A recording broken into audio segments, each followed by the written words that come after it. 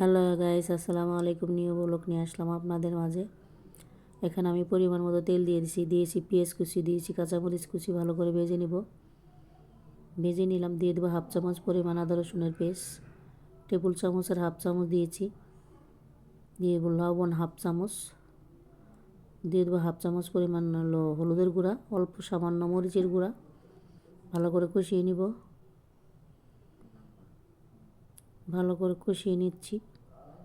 কষিয়ে নিব তেল ওঠা পর্যন্ত। তো উঠে গেছে তেল, তো দিয়ে দিলাম এখন কলাটা দিয়ে দিলাম। এটা দেশের কলা, আমার নানা বাড়ির কলা, খেতে খুব সেই স্বাদ। তো পরিমাণ মতো পানি দিয়ে দিলাম। তো এখন ঢাকনা দিয়ে ঢেকে দিব কিছুক্ষণের জন্য। 5 মিনিট কষিয়ে নিব। ফিরে আসলাম 5 মিনিট পর, একটু নাড়াচাড়া দিয়ে দিচ্ছি। আবার ঢাকনা দিয়ে ঢেকে দিব, আরও 5 মিনিট কষিয়ে নিব।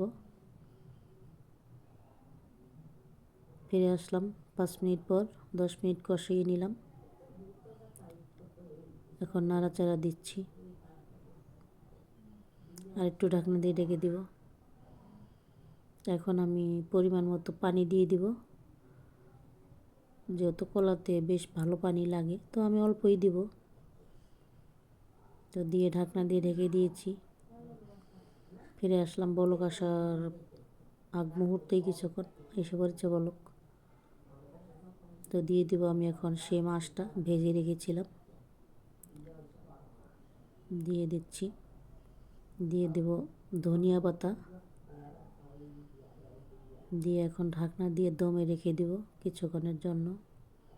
ফিরে আসলাম কিছুক্ষণ পর, মাত্র বলক এসেছে। তো আবার ঢাকনা দিয়ে রেখে দিব, রান্না করে নিচ্ছি। তো যারা আমাকে ইউটিউব থেকে দেখছেন, আমার ইউটিউব চ্যানেলের নাম নাজমা রান্নাঘর, একটা লাইক কমেন্টে জানাবেন, সাবস্ক্রাইব করে দিবেন। আমার ইউটিউব চ্যানেলের নাম নাজমা রান্নাঘর। অবশ্যই ঘুরে আসবেন। আল্লাহ হাফেজ।